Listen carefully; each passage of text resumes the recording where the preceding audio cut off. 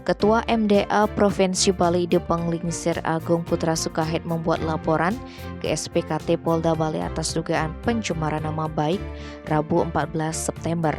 Ini merupakan respon karena dirinya dilaporkan atas dugaan penghinaan atau fitnah di media sosial oleh Imade Bandem Dananjaya.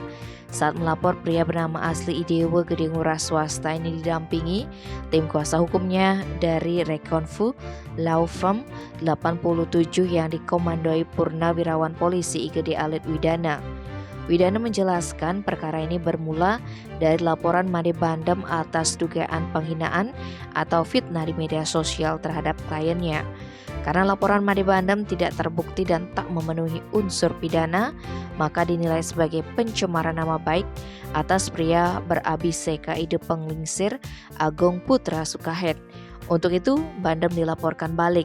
Mantan Wakapolda Bali itu menyebut sebagai ketua MDA, kliennya melaksanakan tugas terkait kebijakan MDA dalam rangka memerangi ideologi transnasional.